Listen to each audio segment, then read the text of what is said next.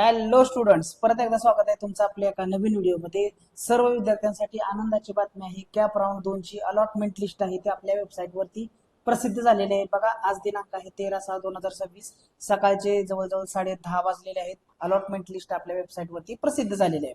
ज्याही विद्यार्थ्यांना आपली allotment list check करायची आहे किंवा आपल्याला कोणतं कॉलेज अलॉट झालेलं आहे किंवा कॉलेज अलॉट झालं आहे किंवा नाही, हे कसं बघायचं. त्याच्याच नंतर विद्यार्थ्यांना जर अलॉटमेंट झाली असेल तर ऍडमिशनची प्रोसेस काय असणार आहे, ऍडमिशन करण्यासाठी डॉक्युमेंट्स कुठले लागणार आहेत, अलॉटमेंट लेटर कसं डाउनलोड करायचं, प्रोसीड फॉर ऍडमिशन कुठून करायचं. तसंच जर एखाद्या विद्यार्थ्याला अलॉटमेंट नाही मिळाली तर ती अलॉटमेंट का नाही मिळाली याच्या बाबतीचं संपूर्ण मार्गदर्शन या व्हिडिओमध्ये तुम्हाला मिळणार आहे. तर व्हिडिओ नक्की शेवटपर्यंत बघा. आणि ज्याही विद्यार्थ्यांनी अजून आपल्या चॅनलला सबस्क्राईब केलं नसेल त्यांनी चॅनलला सबस्क्राईब करून घ्या, कारण अशीच इम्पॉर्टंट माहिती तुमच्यासाठी मी घेऊन येत असतो. तर चला आपल्या व्हिडिओला सुरुवात करूया. जेव्हा आपण आपल्या वेबसाईटला व्हिजिट करतोय तेव्हा व्हिजिट केल्यानंतर तुम्हाला इथं आपल्याला अलॉटमेंट चेक करायचे आहे. तर अलॉटमेंट चेक करण्यासाठी विद्यार्थी दोन प्रकारे करू शकतात. एक आहे without log in. Log in करायची गरज नाही, तुम्ही बाहेरच काय करू शकता, तुमची अलॉटमेंट चेक करू शकता. आणि दुसरी भाग आहे की तुम्ही लॉग इन करून तुमचं जे काही अलॉटमेंट आहे ते चेक करू शकता. पहिल्यांदा आपण बघूया की आपण जर लॉग इन नाही करायचं, बाहेरच आपल्याला जर विदाऊट लॉग इन आपल्याला अलॉटमेंट चेक करायची तर ती कशी करायची, त्यासाठी लागणार आहे तुमचा ऍप्लिकेशन नंबर. तर तुम्ही वेबसाईटला आल्यानंतर तुम्हाला 3 नंबरचा जो ऑप्शन आहे त्याला क्लिक करायचा आहे अलॉटमेंट लिस्टला. तिथं तुमचा जो नंबर आहे तो तुम्हाला पेस्ट करायचा आहे किंवा तुमचा जो नंबर असणार आहे तो तुम्हाला तिथं घ्यायचा आहे. पण हा नंबर, सगळ्यात महत्वाची गोष्ट, हा जो नंबर असणार आहे तो जो आहे नंबर तो अजिबात चुकता कामा नये. तो जो नंबर आहे तो अजिबात चुकायला नाही पाहिजे. अलॉटमेंट लिस्टला क्लिक करा, नंबर इथं टाकून द्या. तर तुम्ही सर्च जर केलं तर अशा प्रकारे तुम्हाला इथं तुमचा application ID, preference number, student category, allotted category, parallel category, मेरिटचा जे मार्क्स आहे, त्याच्यानंतर युडायस नंबर, अलॉटेड कॉलेजचं नाव, बघा अशा प्रकारे तुम्ही तुमचं कॉलेजचं नाव इथं बघू शकता. तुम्हाला कोणती स्ट्रीम मिळाली आहे, त्या कॉलेजचं त्या कॉलेज स्ट्रीम कोड काय आहे, त्याच्यानंतर मीडियम कुठला, या सर्व गोष्टी तुम्ही इथून चेक करू शकता. आता आपण बघणार आहोत दुसरी मेथड ज्याच्याद्वारे आपण आपली अलॉटमेंट चेक करू शकतो. त्यासाठी विद्यार्थ्यांना होमवरती यायचं आहे, लॉग इनच्या बटनवरती क्लिक करायचं आहे. तुम्हाला इथं लॉग इन आयडी आणि पासवर्ड टाकून घ्यायचा आहे, तिथं कॅप्चा टाकायचा आहे आणि कॅप्चा टाकल्यानंतर तुम्हाला लॉग इन करायचं आहे. आता तुम्ही जेव्हा लॉग इन करत आहात, लॉग इन झाला, तर हे पहिल्यांदा जी मेथड बघितली आपण ती कुठली होती, allotment list from the home page, without log in बघितली होती. आता आपण बघत आहोत लॉग इन केल्यानंतर. बघा अशा प्रकारे तुम्हाला लॉग इन केल्यानंतर असा डॅशबोर्ड तुम्हाला बघायला मिळणार आहे.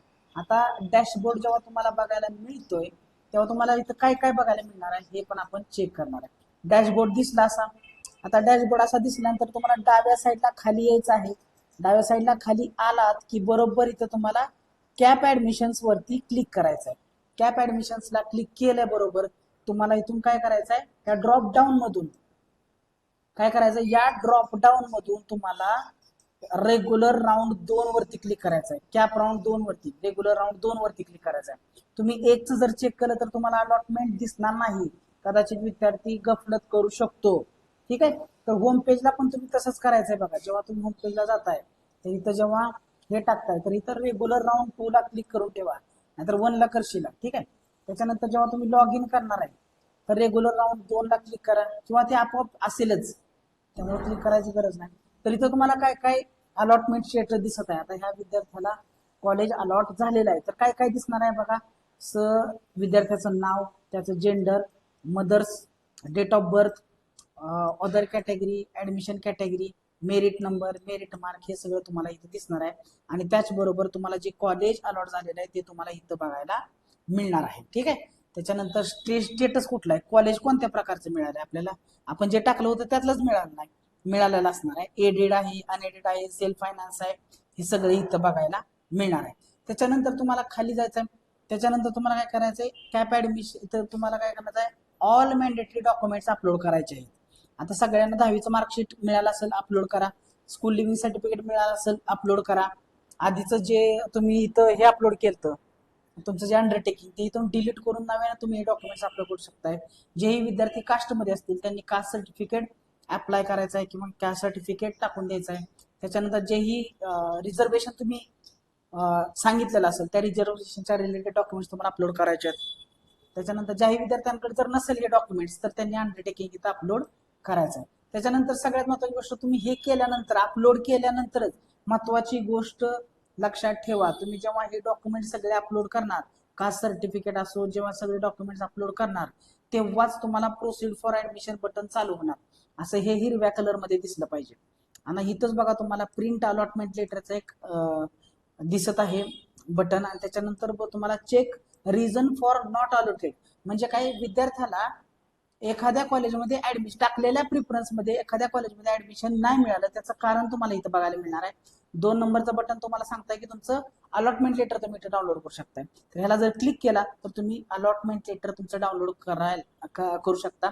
आणि हे जे अलॉटमेंट लेटर आहे तुम्हाला ऍडमिशनच्या वेळेस लागणार आहे, त्यामुळे याची प्रिंट आउट घ्यायला विसरू नका. आता तुम्हाला प्रोसीड फॉर ऍडमिशन क्लिक करायचं आहे. आता समजा आता सिनारिओ काय आहे, काही विद्यार्थ्यांना आपल्या न आवडीच्या कॉलेजमध्ये त्यांना अलॉटमेंट झाली असेल, किंवा एखाद्या विद्यार्थ्याला प्रिफरन्स नंबर त्यानं 5-6 नंबर टाकला होता, पण त्याला प्रिफरन्स नंबर 1-2 चा कॉलेज हवं होतं, पण त्याला ते मिळालं नाही मेरिटमुळे, आणि त्याला कुठलं तरी खालचं कॉलेज लागले आणि त्याला ते ऍडमिशन नाही करायचं, आता कॅप राऊंड 2 मधून त्याला ऍडमिशन नाही करायचे, तर विद्यार्थ्यांनी ही कुठलीही प्रोसेस करायची गरज नाही. तुम्ही प्रिंट अलॉटमेंट लेटर करू नका, प्रोसीड फॉर ऍडमिशन करू नका ज्यांना कॉलेज घ्यायचं नाही, अलॉटेड कॉलेज घ्यायचं नाही. ठीक आहे, हे लक्षात घ्या. त्याच्यानंतर क्लिक टू कन्फर्म करायचं आहे. ज्याही विद्यार्थ्यांना ऍडमिशन घ्यायचं त्यांनी प्रोसीड फॉर ऍडमिशन करा, त्याच्यानंतर क्लिक टू कन्फर्म करा. क्लिक टू कन्फर्म झालं अशा प्रकारे. त्याच्यानंतर तुम्हाला काय करायचं बघा, अशा प्रकारे जे काही इम्पॉर्टंट डॉक्युमेंट्स असतील राहिले ते तुम्हाला इथं अपलोड करून घ्यायचे आहेत. आणि ज्याही विद्यार्थ्यांना ऑलरेडी आपण डॉक्युमेंट अपलोड केलेलेच आहेत, त्याच्यानंतर प्रोसीड फॉर ऍडमिशन बटनला क्लिक केलं, आणि जर विद्यार्थ्यांकडे चुकून काय झालं, प्रोसीड फॉर ऍडमिशन बटन दबलं, तर ते अनडू प्रोसीड फॉर ऍडमिशन पण करू शकतात. अलग लक्षात. अशा प्रकारे तुम्हाला अलॉटमेंट लेटर तुम्हाला डाउनलोड करायचं आहे. आता सगळ्यात महत्वाची गोष्ट, आपल्याला जे काही डॉक्युमेंट्स लागणार आहेत काही ते मी तुम्हाला सांगतो. तुमचं जे काही LC असणार आहे ते लागणार, स्कूल लिव्हिंग सर्टिफिकेट, मार्कशीट लागणार आहे, त्याच्यानंतर कास्ट सर्टिफिकेट लागणार आहे जर विद्यार्थी कास्टमध्ये असेल, NCL लागणार आहे, नॉन क्रिमिलियर पण लागणार आहे, त्याच्यानंतर विद्यार्थ्याचे 2 फोटो लागणार आहेत, 2 फोटो किंवा 1-3-4 फोटो जवळ ठेवा, 2 फोटो लागणार आहे, फोटो. त्याच्यानंतर सगळ्यात महत्वाची गोष्ट अजून आधार लागणार आहे, आधार कार्ड लागणार आहे, त्याच्यानंतर वडिलांचं आधार कार्ड पण लागणार आहे. ठीक आहे, अशा प्रकारे एवढे documents 1-2 LC, marksheet, caste certificate, non creamy layer, 2 photos, Aadhaar card तुमचं स्वतःचं, आधार कार्ड तुमच्या वडिलांचं, आणि सगळ्यात महत्वाची गोष्ट तुमचं जे काही फॉर्म आहे तो फॉर्मची एक प्रिंट काढा, फॉर्मची एक प्रिंट काढा, आणि अलॉटमेंट लेटर, फॉर्म आणि अलॉटमेंट लेटर, FORM आणि अलॉटमेंट लेटर, अशा गोष्टी लागणार आहेत तुम्हाला ऍडमिशन करण्यासाठी. हे सगळे डॉक्युमेंट्स देऊन तुम्हाला कॉलेजमध्ये जायचं आहे. कॉलेजमध्ये गेल्यानंतर त्यांना हे तुमचा फॉर्म, अलॉटमेंट लेटर, डॉक्युमेंट्स द्यायचे, फी भरायची, आणि तुमचं जे काही ऍडमिशन आहे ते कन्फर्म करायचं आहे.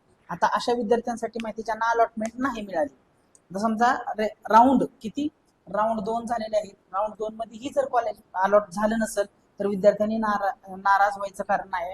ह्याच्या पुढचा राऊंड 3 पण असणार आहे, त्याच्यानंतर ओपन टू ऑल राऊंड असणार आहे, त्यामुळे सर्व विद्यार्थ्यांना ऍडमिशन मिळणार आहे.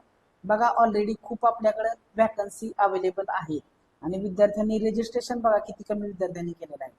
तर अशा प्रकारे आपल्याकडे खूप वॅकन्सी आहे, प्रत्येक विद्यार्थ्याला ऍडमिशन मिळणार आहे, आणि जोपर्यंत ऍडमिशन मिळणार नाही तोपर्यंत ही ऍडमिशनची प्रोसेस चालूच राहणार आहे असं आपल्याला सांगण्यात ऑलरेडी आलेलं आहे. त्यामुळे कुणीही काळजी करायची अजिबात गरज नाही. ठीक आहे, आय होप सगळ्या विद्यार्थ्यांना सगळी माहिती व्यवस्थित समजलेली आहे.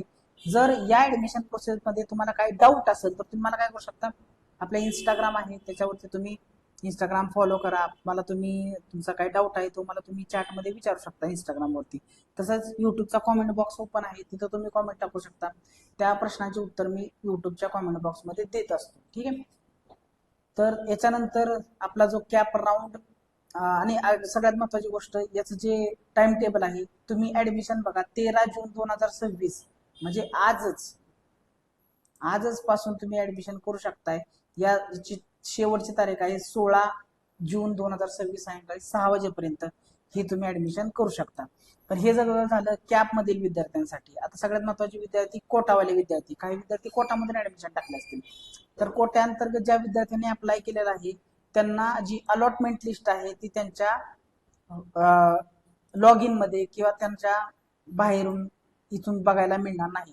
कोटामधील जे विद्यार्थी आहेत ते विद्यालयात जर त्यांना प्रवेश हवा असेल तर त्यांनी त्यांच्या टाकलेल्या कॉलेजला कॉल करू शकतात किंवा त्या कॉलेजवरती तुम्हाला भेट द्यायची आहे. त्यांच्या नोटीस बोर्डवरती तुम्हाला जी काही कोटाची जी लिस्ट असते ती नोटीस बोर्डला लागते, लॉग इन मध्ये कळत नाही. त्यामुळे कोटामधील विद्यार्थी. दुसरी गोष्ट आहे, ज्या विद्यार्थ्यांना प्रत्येक कॉलेजमध्ये जे काही कोटा असेल त्या विद्यार्थ्यांना जर तिथं ऍडमिशन मिळालं असेल तर कॉलेज स्वतः विद्यार्थ्यांना कॉल करणार आहे. त्यामुळे कोटामधील विद्यार्थी हे लक्षात ठेवा, तुम्हाला अलॉटमेंट तुमच्या जे काही होम पेज आहे किंवा तुम्ही जे लॉग इन करून बघताय ते हे कोटामधील विद्यार्थ्यांसाठी नाही. बाकी सर्व विद्यार्थ्यांना जे कॅपमध्ये आहेत त्यांना सगळं कळणार इथं, पण कोटामध्ये विद्यार्थ्यांसाठी हे कळणार नाही. त्यांना कसं कळणार? एकतर कॉलेजला फोन करा किंवा कॉलेजला जाऊन भेटा किंवा कॉलेजचा तुम्हाला स्वतः कॉल येईल आणि मग सांगितले सगळे डॉक्युमेंट्स देऊन जर कोटामधून तुम्हाला ऍडमिशन लागलं असेल तर मग सांगितले सगळे डॉक्युमेंट्स वापरायचे आणि तुमचं कोटामधून ऍडमिशन प्रोसेस करायचं, कन्फर्म करून घ्यायचंय. त्याच्यानंतर बघा तुम्हाला 18 जूनला सायंकाळी 6 वाजता तिसऱ्या फेरीचं वेळापत्रक तुम्हाला बघायला मिळणार आहे आणि 19 जूनला रिक्त जागा प्रदर्शित केल्या जातील. ठीक आहे. तर कोटामधील विद्यार्थी तुम्हाला ऑनलाईन करणार नाही, तुम्हाला ऑफलाईन जाऊन बघायला लागेल किंवा कॉलेजवरनं कॉल येईल. आणि कॅपमधील विद्यार्थी तुम्हाला ऑनलाईन समजून जाईल की तुम्हाला कुठलं अलॉटमेंट मिळालेलं आहे. ठीक आहे. आय होप सगळ्या विद्यार्थ्यांना सांगितलेली माहिती क्लिअर कट समजलेली आहे, डाऊट सगळे क्लिअर झालेले आहेत. जरी तुम्हाला अजून काय डाऊट असतील तर इन्स्टा आणि युट्यूबवरती तुम्ही मला विचारू शकता. ठीक आहे. Thank you one and all for listening patiently. लवकरच आपण एका नवीन व्हिडिओमध्ये भेटूया.